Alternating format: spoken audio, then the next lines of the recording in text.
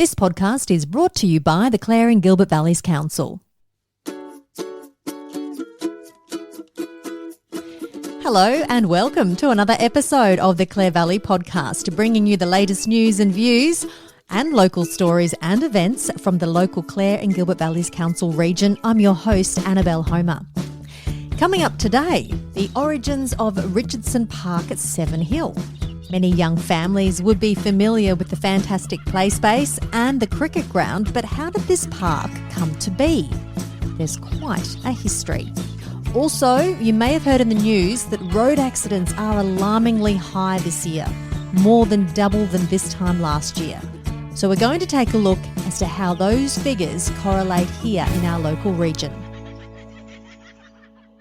But first, let's get the latest from Council headquarters with CEO Dr Helen Macdonald. Helen, another constructive meeting, a very long meeting, I understand, till midnight this time. Almost. Nearly made midnight, which is the latest I've ever had to sit in the chamber for a council meetings. Why was it so late? What was the discussion about? There were two very lengthy discussions. The budget and annual business plan was probably the longest one. That went for 2.5 hours, I think it was. And then the Watervale Institute was also quite a lengthy discussion. So it was a very big agenda and they didn't manage to get through the whole lot either. It was a very good meeting, even though it was a very long meeting. It was a good meeting from the point of view of councillors having, a very good discussion and debate about a couple of key issues. Considering there was much discussion about the budget, was there some type of resolution? Yes, there was a couple of resolutions. A resolution to do modelling on a 7% rate increase, and that's by no means councillors making the decision. That's what it is. It just wants the modelling for that. We also need to have a workshop to go through the operations budget, particularly to understand where the increases are that administration has provided in the draft budget. One of the things that we've done is basically said to council, we've provided a budget which is completely unsanitised. So administration saying to council, these are all the things that we need to spend money on to maintain the service levels that we currently provide. This is what it'll cost you. And we haven't, as we would normally have done in the past, sanitised that down. We'd probably reduced the amount of money, for example, we'd spend on maintenance or something like that, because we would be expecting that council would not want to be funding a deficit, in the vicinity of what is currently put before them. How is council sitting fiscally coming into the next budget? Oh, council's fine. There's nothing wrong with council's fiscal position. Council's got very little debt. It has the capacity to borrow. The challenge that the councillors face is that to maintain the level of services that we currently have, there will be a significant increase in the budget, which we've had in previous years, which shouldn't be a surprise, because we've got electricity costs that are going up. We've got staff salaries that are going up by CPI. So there's a number of fixed costs that we don't have a lot of control over, and they're basically to maintain the level of services that currently are provided. With those costs going up, though, is there plans to cut other services? That's the direction that we're looking for from council. So the other resolution that council made, they want to have a workshop. They want us to provide them with more detail in terms of the operational expenditure, so that I think that they can make those decisions. If they're going to try and reduce the deficit, which is currently proposed, then what do they need to do, or what can they do to reduce that deficit? On the other hand, what are the risks? Because if you don't do maintenance this year, you do it in 2 years' time, it's going to cost you more than it will cost you today. So they're all the challenging decisions that council needs to make with respect to that. They're looking for more information. To Watervale, and a lengthy discussion was had between councillors and the Mount Horrocks Historical Society about the future of the Watervale Institute. Council would like to sell the institute with proceeds to go to the Watervale community, but the society is reluctant to leave on the condition that the historical material and items are digitised and carefully archived. Mount Horrocks Historical Society don't believe they've got the capacity to look after the building. What's actually important to them is the records that are contained in that library and the memorabilia that's also at contained in the Institute. And Councils has proposed that all of the records are digitalised. That will probably take possibly 3 months and cost a couple of $1,000. And then that information could be provided through various websites, the Society's websites contained in our library, potentially other places. So it's available to the general public and would be a lot more available than it is today. If any of those records have significant historical value, then they need to be stored in the State Library archives. That's actually a legal requirement. Any of the historical memorabilia needs to be assessed in terms of its heritage value and then considered about where it might be stored. I think there was a discussion with the Society about potentially for them to build on the location that they look after where Horrocks Cottage is, a shed or something that they are able to store any of the heritage items or memorabilia that they have. So the resolution that Council actually made was twofold, which was to proceed with the land revocation process, which doesn't necessarily mean that it will be sold, but we have to go through that process because it's community land. So that's the first thing that needs to be done. But Council would not proceed with that process until the digitalisation of the archives had been completed and that there was a suitable place for the storage of the memorabilia. We have spoken about this topic many times on the podcast, but has there been a decision made on what option to take when it comes to the Clare Town Hall stage? Yes, there has, and it will be, I'm not sure if actually it will be a surprise to people or it won't be a surprise. The councillors have decided not to do anything to the stage at this point in time with respect to the options that were provided to them. We took the councillors, as per their request from the previous council meeting, on a visit or a tour of the Clare Town Hall, in particular looked at the stage. And I think that tour cemented in the minds of many of the councillors that the poor old Clare Town Hall was in dire need of some attention, and that by just doing one or other options in terms of fixing the stage wouldn't really fix the problem. This shouldn't come as a surprise to the councillors and even the administration here at council.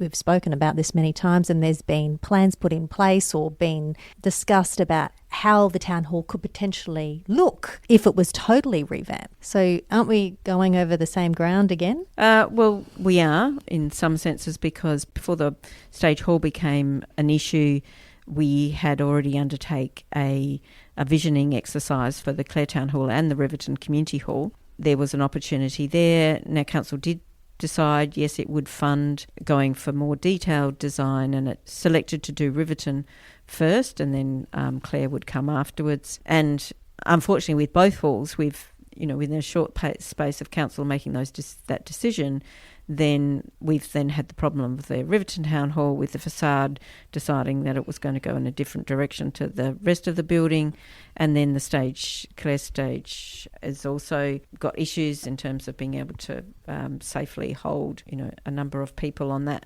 And so, yes. Would you be going back to that envisioning report, looking at that again, and then working off that report rather than starting again? Yes, I think that probably provides us with some opportunities. I think I need to sit down with the elected members and get a bit more from them about what they are thinking should happen, and potentially a bit more of a broader conversation with the Clare community about what they think they should have, because we've primarily been concentrating with the Clare Town Hall Committee with respect to the stage, and I think it's incumbent upon council that we, consult with stakeholders from the broader community about what they would like to see. You're not talking about the stage anymore. This is the whole town hall, so it's going to cost a lot more money. Indeed, this will be a much bigger project, but as Councillor Alder pointed out, in doing this, we have the opportunity to go for grants, which we would not be able to do if we just fixed the stage. Moving on to Tania Furler has tendered her resignation as an area councillor, and Owen Perry has filled this position. Does this come as a surprise? No, not really. Tania took quite some time to make her decision, but that's fair enough. She had many things to be dealing with, and I think didn't really want to let the community down, but at the end of the day, there's only so many things you can do in a day. So she took that decision. I think Owen was more than happy to step into the breach, and certainly from a council administration point of view, we did recognise that there was some ambiguity in terms of did the legislation trump council's policy, because council policy suggests that if there's a vacancy, then it would not be filled because of the cost of undertaking an election. However, the updated legislation or new legislation has the Electoral Commission to be able to do a count back or go to the next candidate. That's within the first 12 months from the election. So we're in that period, so the legislation trumps council's policy. And Councillor Perry's happy to be there? I think so, yes. He was very active at his first council meeting for a brand new councillor, and fortunately has a good knowledge of local government, so I think he's probably more at ease than many elected members would be in his position. Councillors have reviewed the current 10-year strategic plan and have made some updates which they have adopted and will go out for public consultation. Council's goals that it's decided to focus on for the next 4 years are to do with installing the stormwater infrastructure across strategic towns, starting with Clare. So that's something that Council's been working on for quite a number of years, and progress has been exceedingly slow, not because of Council, but because of other factors that have meant that we've had to go back and have additional modelling done, etc. They've also decided they're going to develop and implement a plan to improve and expand the footpath network across the district. So that's making it the place more accessible and livable for people with all levels of ability. It's going to work on supporting the local economy by developing a strategy to grow the housing stock. So one of our big issues is around housing. Council was due to discuss that last night, but because of time, that was put aside and will be discussed in the future. To develop and implement a climate change strategy to reduce Council's CO2 emissions, to reduce costs. So we think there's lots of opportunities there, and that will include the consolidation of the Clare depots so that we have one depot. And then the fifth area they're going to focus on is to increase the heritage value of the district by capitalising on the Burra-Moonta World Heritage bid and also the Adelaide Rural Settlements World Heritage bid. How can we use the particularly the colonial and also the First Nations heritage within our district to better attract tourists, but on the back of the two World Heritage bids that are happening sort of either side of us. We're part of the Adelaide and Rural Settlements Landscape World Heritage bid, but we don't expect that to happen for quite a number of years. But the Burra-Moonta World Heritage bid is on a fairly fast track, and so there's benefits from both of those from a heritage point of view and the work that's been done. And so I think it's incumbent upon us as a district to identify and take advantage of those opportunities, particularly for the tourism sector, but also the heritage value and increased livability of the district. Public consultation on the strategic plan is open until the 7th of June. You can access it via Council's website or head into the library or Council office. The YMCA has received a 3-year management agreement extension from Council. So I guess this was a straightforward, yes, tick of approval, all done and dusted? Certainly that was how it was treated by Council. That wasn't questioned at all. The YMCA had made a presentation to Council a couple of months ago, had done an extremely professional job about that, and they've been extremely good at managing both the Valleys Centre and also the Riverton swimming pool, and have, even through COVID, as per the agreement, they have the opportunity to extend that for 3 years, and there was no reason that Council couldn't or shouldn't extend that for them. So, we've got stability, there aren't going to be big changes, and the YMCA certainly do have plans to improve their facilities so they can provide more offerings to the communities. That's the CEO of the Clare and Gilbert Valleys Council, Dr Helen Macdonald.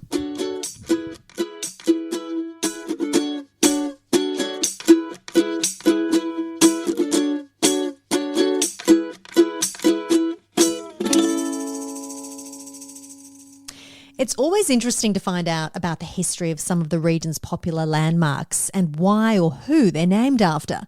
In this episode, we're visiting Richardson Park, a popular and historical site at Sevenhill with a thriving cricket club and a very popular Playspace attracting visitors beyond the Clare Valley.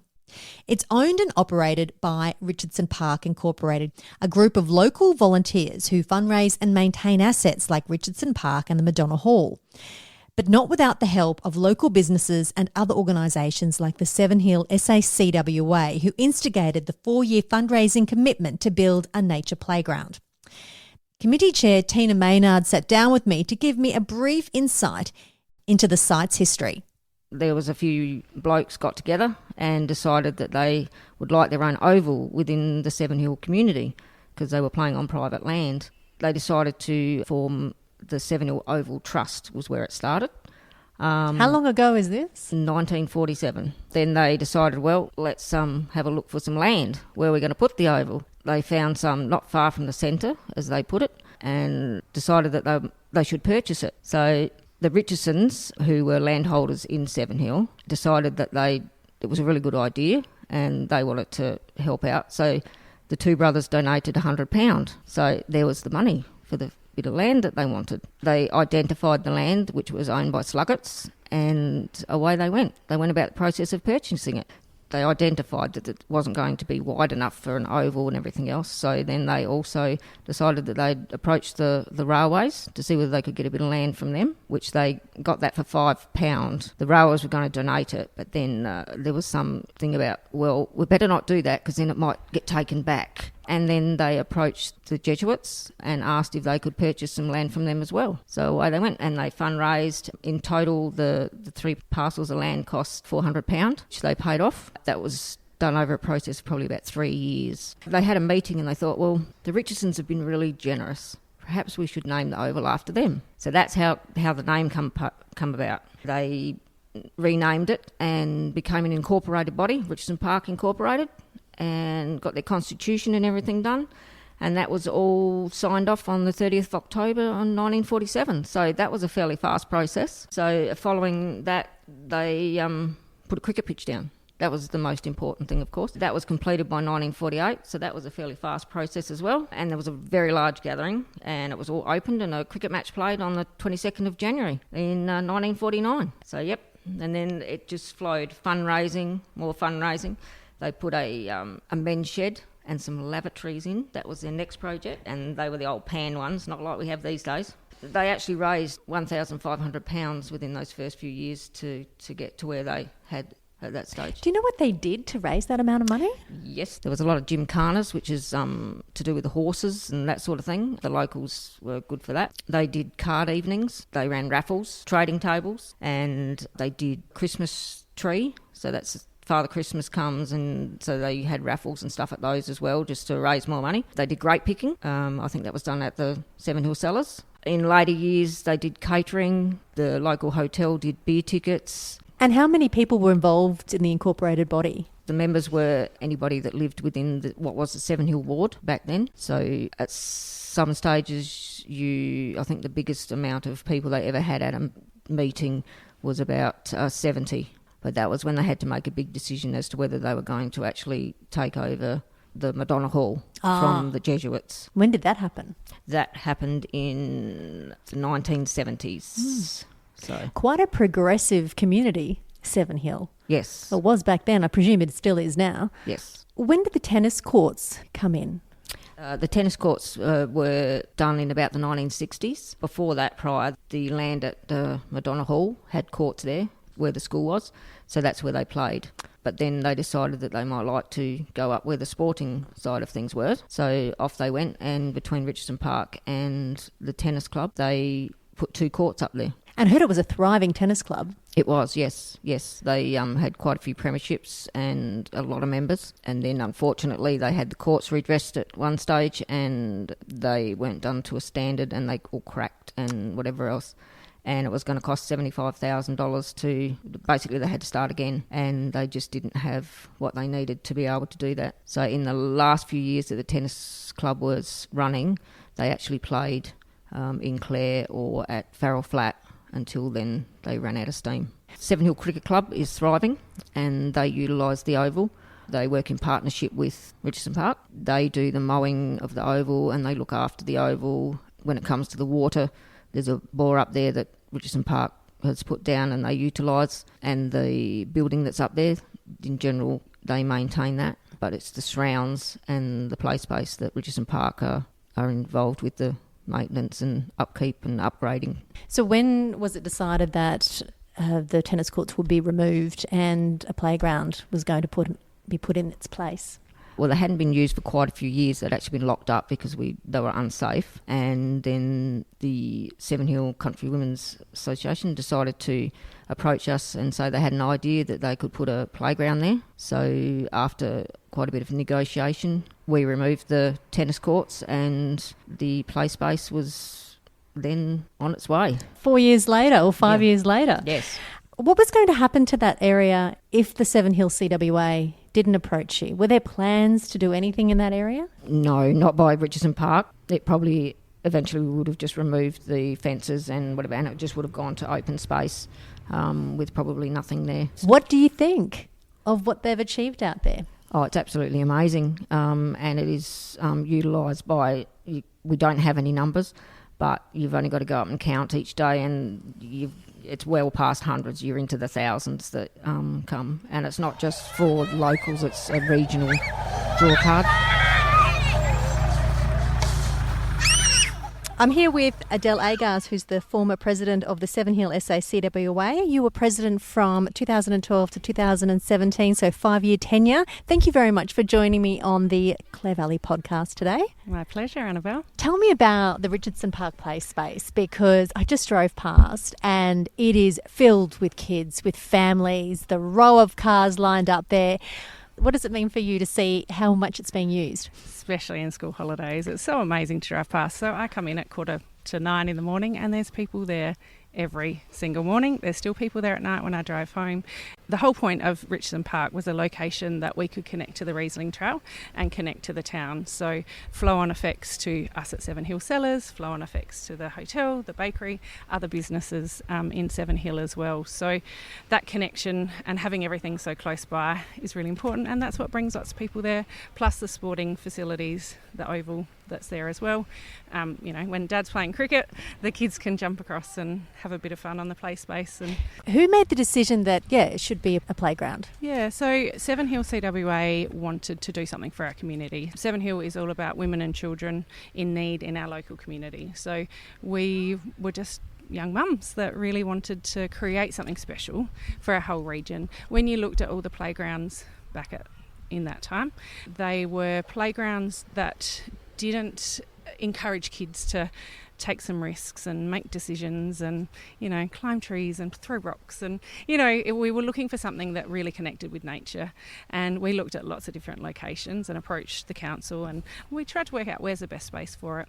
And then when we thought about Richardson Park and connecting it there with the oval, and it just made perfect sense. So then began the Richardson Park Playspace Committee, which was a combination of Sevenhill, local community members from Sevenhill Town, and then Richardson Park Incorporated as well. So how long did it take for you to build that playground? It took nearly 4 years. So from that very first inception, we took a few steps back because we're like, let's just do this and let's just engage a play space person to come and pop some stuff here. We'll just do the land. Then we really wanted to know from the children. So we went to the Sevenhill markets and interviewed all the children. Then we went around to all the schools and interviewed the kids. Oh, you did your background, didn't you? What do you want? Yeah. And it was really interesting. And the number one thing was flying fox. That's what kids really wanted. We asked... What was number two?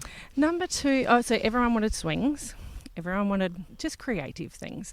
The Eagle's Lair, which is the big piece in the middle, that was something that we found was really creative, really adventurous. And if you've tried to climb it yourself, it's actually a little bit challenging to get all the way to the top, but fun. So, that was always going to be the centrepiece.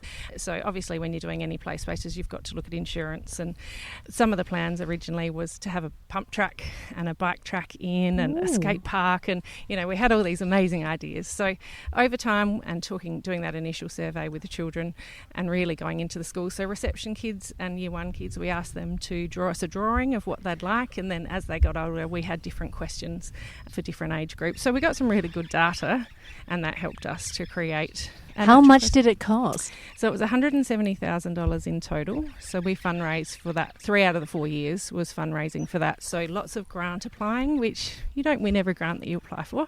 And so it's a lot of hard work. So how many grants were involved in that process? Some were really small. Some were like $500. Some were $2,000. The big one, we were really lucky to get a grant of $41,000 from Variety SA. Wow. So Variety look at disadvantaged children. So it's quite a broad scope, and they were so on board. The Flying Fox is all, and the Eagle's Lair was all Variety. So, and the rest of it was just RAA had a safety grant. So that helped us build the bollards and the fencing and keeping the children inside the Playspace area. So there were lots of different grants, and Clare Valley Council, their local community grants. So we're really lucky, and we did lots and lots of fundraising, which was where the fun bit for CWA came in as well. We had birthday parties, we did markets, we did trading tables, we had a bingo night at Sevenhill. Actually, we had 2 bingo nights. We had a curry night. We had lots of different things that we were fundraising for. At the same time, we were also fundraising for women and children in need in our area as well. So it wasn't all just playground focus for all that time. If there were other things that came up, just meant that we had to fundraise for longer for the playgrounds. And I noticed it's also not just the grant writing. You've got a lot of assistance from community as well as local businesses as well. Very well supported. Once we had that real concept in place, so once we had the plans drawn up, once we could really show people, we were targeting a play space for 0 to 99.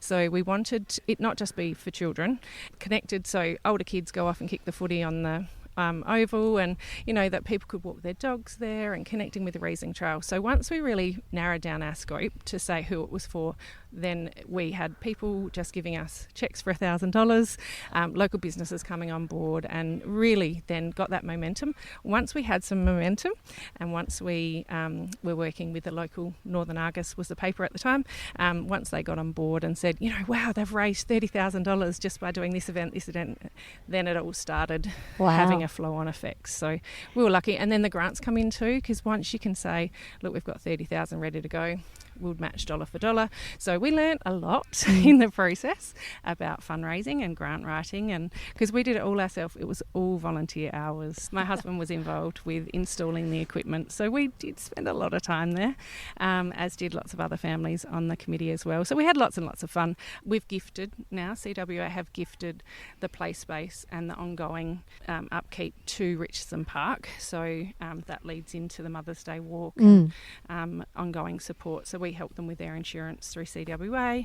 Yeah, we really want to see that keep developing. Only last year they added another 2 or 3 pieces of equipment, and it's just amazing. The beautiful musical bells, that's so lovely. Is it expensive to run a playground? Yeah. Insurance costs a lot of money to make sure that everybody's kept safe, and then your bark chips need to be topped up. They need to be at least 30 centimetres, so they need to be topped up regularly. So there's those and sorts maintenance, of ongoing, I guess, on the flying fox and the ropes, the flying fox, the seat. They've only got a 3-year lifespan, so we've replaced those already. So there's just those sorts of things that are only a couple of $100 each time. But for Richardson Park Incorporated, they don't have membership fees or anything like that. So everything that they do is all. Yeah, it's all fundraised by them and fundraising, and whatever we can do at CWA to help, we're really happy to see that ongoing, and we're really committed to that project. Thank you very much for spending the time to tell me about the history of that. We've been using the playground for many years, and it's just nice to know how it all came to be and how much work was involved getting that off the ground. So congratulations to you all. Thank you. If you've ever visited Richardson Park at Sevenhill, you've watched some cricket, kicked the footy around the oval, visited the Playspace, you may have noticed the rather undesirable toilet facilities. Well, the Richardson Park Incorporated are on a mission to raise $170,000 to build a new facility. Not an easy feat. I caught up with committee member Michael McCabe to get the latest on this project.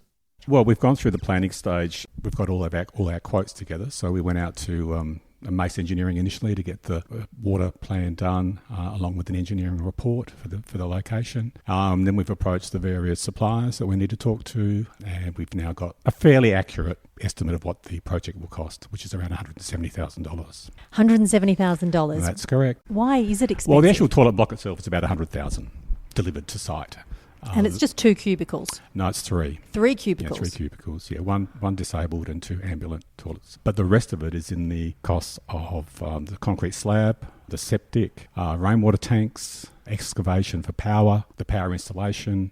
That sort of adds up another $70,000 in costs on top of the project. Why are you wanting to invest in a new toilet block when there is one there, a bit further away? Yeah, it is a bit further away, but it's in disrepair. I mean, it's not really the facilities you would expect to walk into these days. You would hope we could do better than that. So I think the committee identified this was a project that was worth considering. We just hope that we can get it to completion. And you're wanting to put the toilets closer to the play space, yes. Between the play space and the Riesling Trail? Yeah, there's an area just sort of behind the play space.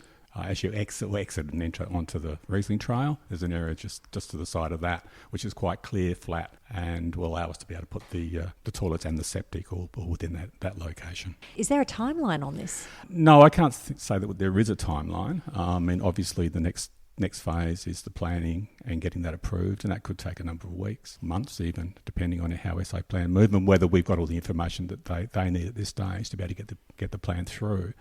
And then it's obviously fundraising. That's going to be the biggest, the biggest next step for the committee. Bring back the gymkhanas. Yeah, we need some fairly large donations as well.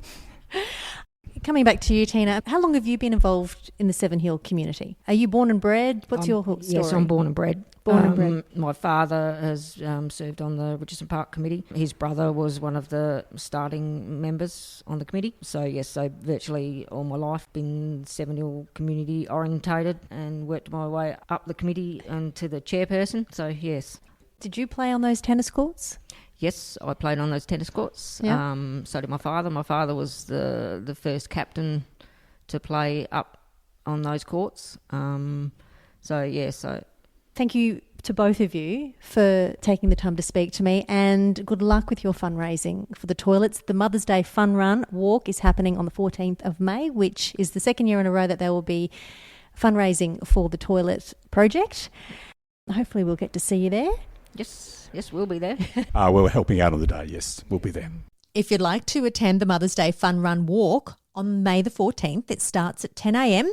Coffee will be served from 9:30, followed by a glass of bubbles and a hot breakfast, be it pancakes or a bacon and egg muffin. All proceeds will go towards a new toilet block at Richardson Park. Further details are in my show notes. Clare Valley Podcast. Clare Valley Podcast. You're listening. Clare Valley Podcast. Clare Valley Podcast.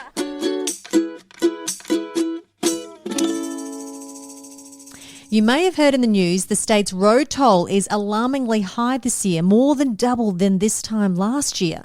There were 71 deaths last year and 41 already this year. So how are these figures translating to our local Clare Valley area? Is our local road toll on the increase as well?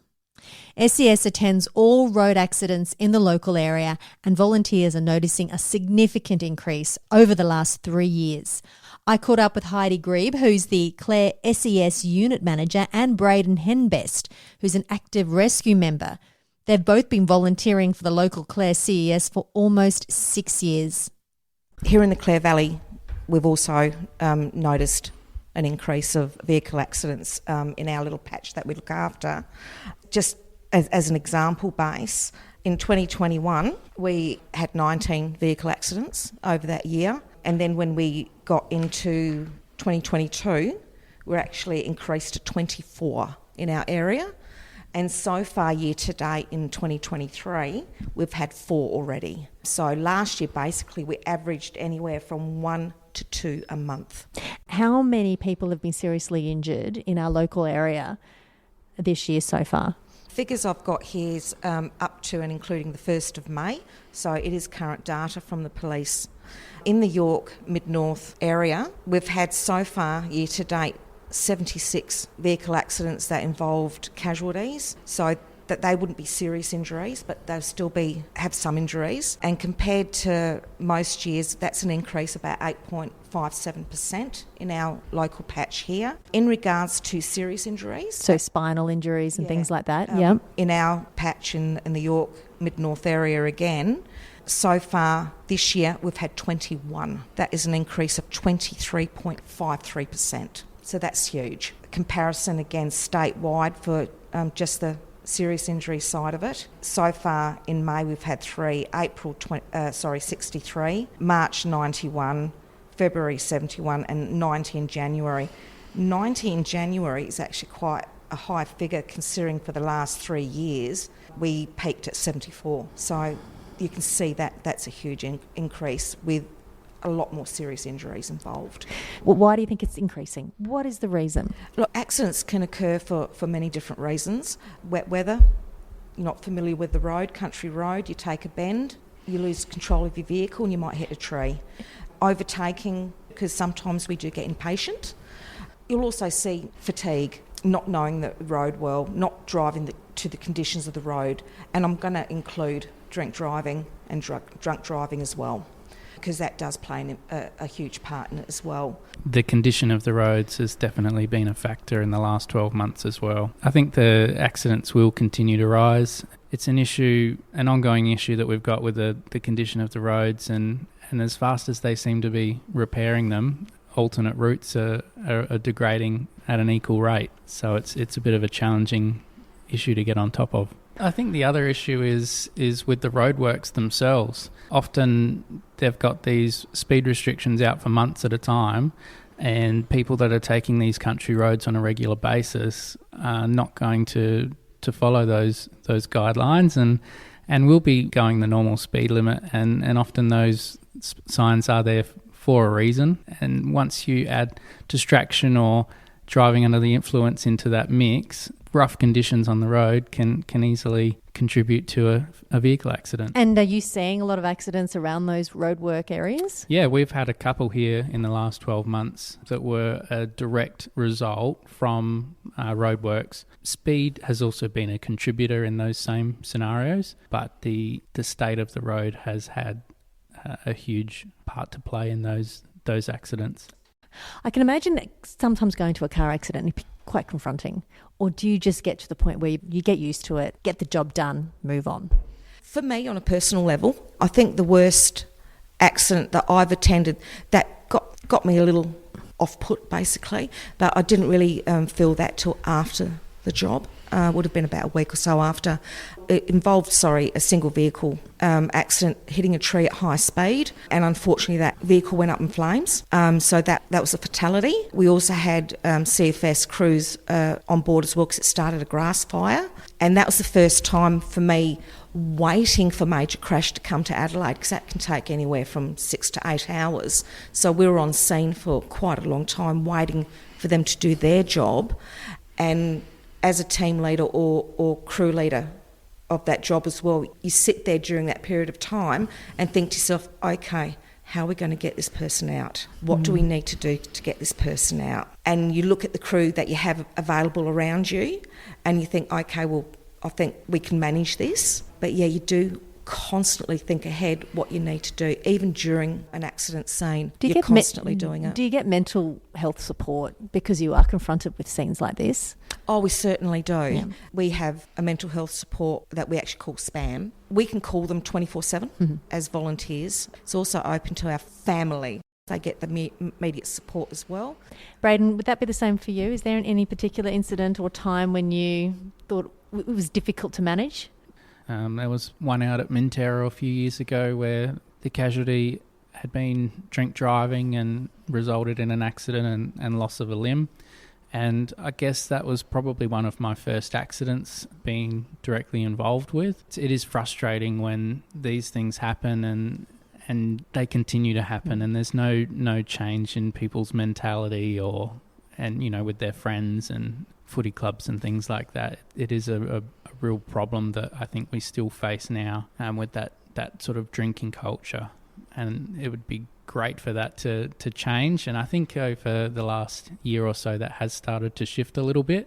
Can you paint a scenario for me, Heidi? What actually does the SES do, say, for example, when they approach a car accident? On the approach to the scene, we'll assign roles. When we get to the scene, we'll actually do a risk assessment of the situation, what vehicles, what positioning they're in, make sure everything's safe for us to go to.